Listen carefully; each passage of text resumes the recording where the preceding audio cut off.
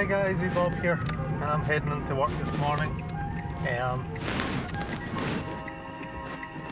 It's absolutely teeming of rain. The rain is falling, it is dark. Street lights are still on. I've got Classic FM on because I figured, can you get copyright claims for Classic FM with the music being so old? I would doubt it. So, it's on in the background anyway. Just thought I'd try it. I wasn't planning on that, it just happened. So, reverse. What have I been up to? I have been busy, as always. It's always what comes across in these things. But YouTube has had to take a bit of a back seat because of how busy I have been. I see flashy blue lights up ahead, either police or something. So trying to figure out which way I should go.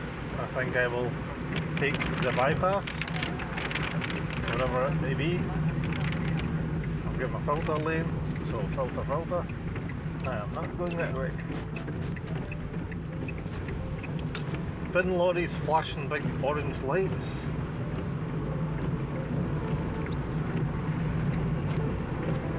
Classic music.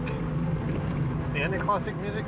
The only classic music, the one time I got into classic music was actually gaming related, and it was when I got my PlayStation 1 and I was playing Resident Evil, and I don't know whether many of you remember Resident Evil, but there was a part where you were to play the piano to release something, and the tune that you had to play was Moonlight Sonata, Beethoven's Moonlight Sonata, and I downloaded that at the time, probably on my crappy internet later on in life, probably 1997ish. Downloaded Moonlight Sonata over Morpheus at some stupidly slow speed. But that was just a random thought about gaming and classic music. I think classic music does play a big part in a lot of games these days. One of the other tracks that I really love is, I believe, from Gears of War. And this wasn't an intended subject, but it's a subject I've never heard anybody talk about, is classic music and actual games. And when you think about it is everywhere, from the storytelling point of view and beyond, just from it's everywhere. And I mean, they must get orchestras together to put the music for games actually together, and I don't believe they use stock music, but they might, you never know.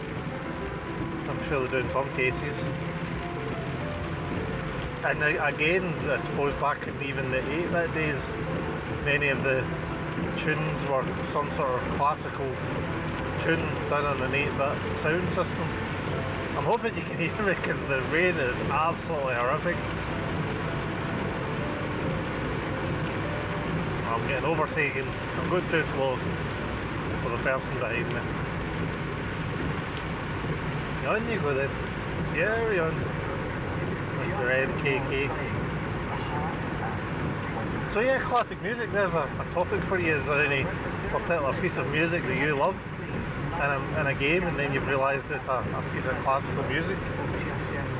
As a kid, I used to think there was a particular tune to a kid's book. I used to listen to audiobooks as a kid. It seems to have been a theme in my life. But back in the 80s, you used to get these little kids books that came with cassettes that would read the story along to you, and I'm sure they continue them today. You now get them with CDs on the front sometimes. I'm sure we had a Gruffalo version for our kids, but yeah, there was a particular book I had called Dick Whittington, and they had used the one of the tunes, the kind of on between like chapters, and I used to think it was totally associated with Dick Whittington's book. I didn't realise it was a famous piece of music until later in life. Oof, that was close. You obviously can't see what I see, and I really need to get my dash cam set back up again. The card had a problem, the SD card corrupted, and to be fair, it does say on the dash cam manual that you should format your disk every so often. I think it's because it writes it and then it rewrites it and then it rewrites it and then it rewrites it. And when I tried to format it locally on the actual device, it just came up saying error. Plugged into the PC, and yeah, it would have seemed that the SD card has went out the window, which I thought was actually very rare. I mean, I don't know of any SD cards that have ever went corrupt apart from that one, and it wasn't like a cheap one. It was a SanDisk 64 or 128 gig card, I think. So as I say, my life's just been busy building the MAME cab, working. My work is a bit crazy busy, which for me is it's usually busy, but it's not as busy as it's been. So I still enjoy my work, still plodding away, but had to deal with all that contract stuff recently. Didn't go the way I wanted it to go, having to potentially look for a new job, and but work itself is still enjoyable, even though I'm not overly happy with how contracts have been resolved as such. But hey, that's life. I've still got a job, still getting enough money to pay the bills, and that's what really kind of matters. So I've been building the MAME cab, which I've talked about a few times, literally just putting all the little finishing touches to it, and I have been building Averys, which I did talk about in a previous video. I'm sure I was sitting in the actual Avery while I was building it, and they're quite big Averys. Those have taken up pretty much my whole weekends. Trying what else? I've been doing that, I have been watching videos, and I did try to record a few times on. I'd been listening to Dave Lawnboy's post, and he had been doing a nostalgic memories of cover tapes, which I remember having cover tapes back in the day. I remember getting my magazine whenever I could afford it, because that was your only way of finding out information about games. You would have to go get yours Sinclair or Crash magazine. I think we get both as kids. I never had Zap, and I never actually really had a Zap magazine until much later in life, actually, after I started this YouTube channel. Did I get my hands on a Zap magazine, then I realised it's the same, I believe it's the same publication companies that did Zap and Crash, because it's Oliver Frey, who I've done a video on previously as well. And so those magazines were both the same creators, I believe. Is it Global Productions or something like that? So I remember getting the tapes back in the day, and they were brilliant because they did mean that you would then have demos of games that were up and coming. I can't remember any specific games, other than I did do a wee bit of research into the games to see if I could jog my memory, and there was one called Batty, which I think was a full game on the cover tape. It was an Arkanoid based game, so you had a bat and ball, big wall above you, and you had to break the bricks away. Try saying that really fast. Break the bricks. And that would give you like power-ups, so you could shoot the wall with lasers, or you would end up with two balls going up and down to smash the bricks, or the ball would stick to the paddle. So yeah, all the typical kind of Arkanoid type power-ups I'm sure were involved in Batty, and I did play that game quite a lot because of how good it was. So Yeah, that one reminded me of the cover tapes. The only bad thing about cover tapes was when I was doing my kind of review of Oliver Frey's work, I did find that when the cover tapes come along, it meant the real estate, as you would call it, from a publication point of view, where you put things and how much space is left. It meant that the artwork had to kind of form itself around the tape, which I don't think always worked as well as the previous magazine. So there was a wee bit of a trade-off in the artwork side of things. I think anyway, it kind of took away that ability to create a full artistic piece that had been seen before. And I realised that the gaming magazine wasn't a piece of art. Well, in a sense it was. In my mind it's a piece of art, but its primary purpose is not as that. So you have to give some sort of leeway for that, I suppose. But yeah, magazine cover tapes, big thing for me back in the day. Really hitting the puddles here. Can barely see where I'm going, need to turn my wipers up faster. Get in the trees, which are then causing big splashes on my screen. Yeah, so cover tapes, magazines, I did enjoy the magazines back in the day. Used to have a few posters up on the wall from magazines, and yeah, I miss buying any kind of publication. I used to subscribe to Empire from a movie point of view because I was a big movie fan. Used to be very up to date with my movies, but that's kind of drifted away a wee bit as well. And I would like to get, potentially for my Christmas present, would be a subscription to Retro Gamer. I know it's been out for some time and it's not something it's just too expensive to buy in the shops, but when you look at the subscription it does seem to be a lot better deal. Plus you don't miss it as much as going into a shop and spending £5 or £6, however much it is. I know it's not a lot of money in the big scheme of things, but I have this kind of an ability to just go in and buy that magazine at the price I see in the shop. I would rather have the subscription where it lands in my door and I don't have to struggle with myself. You've already paid it. So, anything else I've been up to? Main cab, been drawing. So I've been working on my Blade Runner piece, which you may have already guessed if you're on my Instagram. And that's been taking quite a long time. That's probably been in more than a month, if not longer, 2 months maybe, of work. Now that doesn't mean I've been working on it to the same level that I used to work on my drawings. I have only put in, I think for this one so far I've put in 12 or 13 hours worth of work, and it's been quite a difficult piece to do,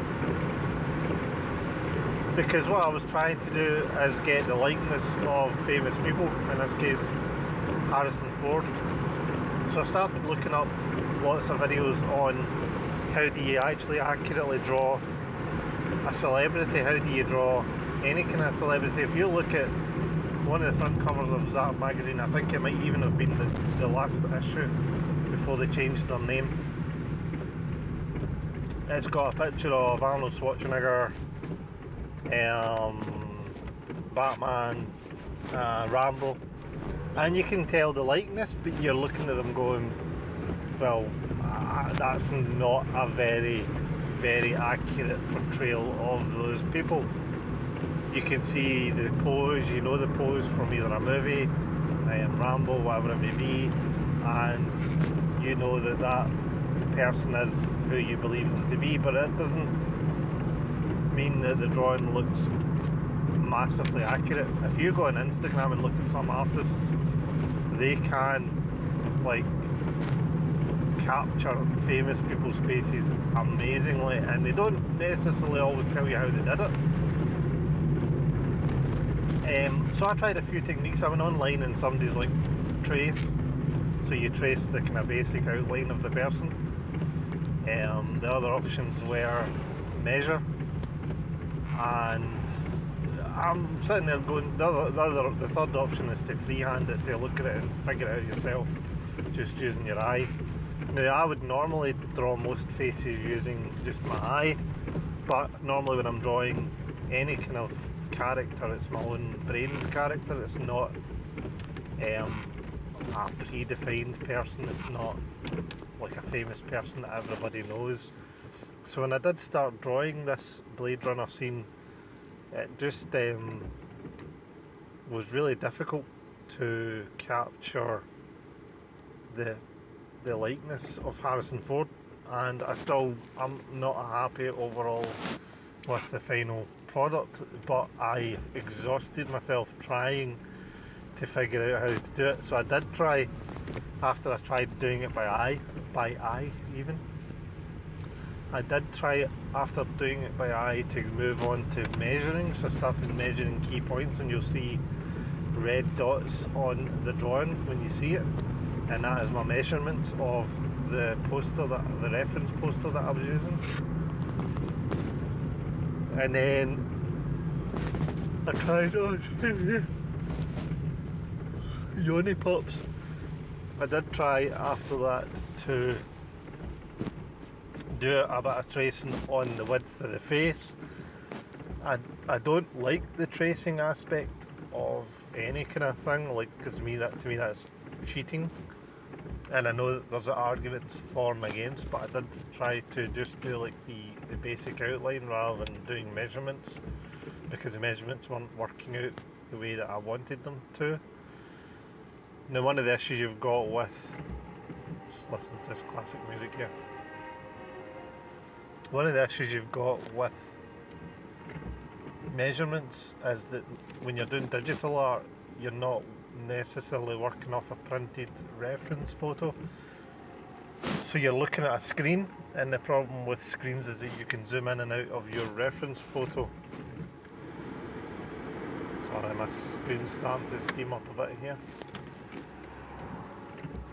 So yeah, if you're doing it in real life with oils or watercolours or just pencil, you tend to be working off a reference photo which is printed out, and therefore your measurements don't really change. So you could sit and do a bunch of measurements, key points initially. You could do angles. I've seen people do angles before, just to capture the likeness of a character. And I tried different techniques, and I really struggled with the drawing of Harrison Ford. So it's just one of those things that I guess practice makes perfect.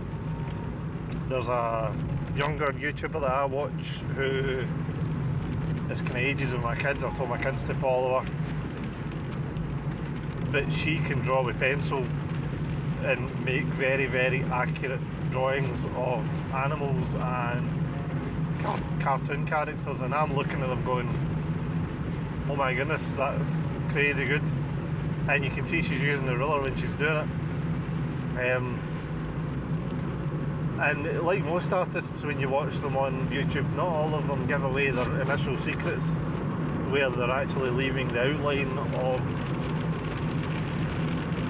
the actual drawing that they're doing. They'll do the outline before they start recording. I don't tend to do that. That's why you see me shifting from sometimes rubbing out the whole thing and then starting again, because I'm trying to get what it is I'm trying to do as I go along sometimes as well, and the Blade Runner drawing definitely is that. But anyway guys, that's me coming to the end of my journey. This talk has been better than the most recent ones I've done, I would say, in terms of ones that you haven't heard, because I was trying to do other talks and then just ran out of the ability to talk. So anyway, I hope you are well. Hope life is treating you good. I don't know what I'm going to put this to, because I want to leave the Blade Runner to more of a edited video, because it did take me a long time to do it, and I would rather give it a wee bit more justice than just me talking about random stuff. So I might do a quick sketch for this one, maybe something Blade Runner based or something like that, we'll see. Anyway, hope you are well. Have a great week. It is Wednesday at the moment for me, Depends when I get time to edit this and put it up, because I am at a concert tomorrow night, and then it's the weekend, which is usually busy. So yeah, I hopefully will get this up and running some point soon. You guys have a great time, and Wee Bob is out. Cheers.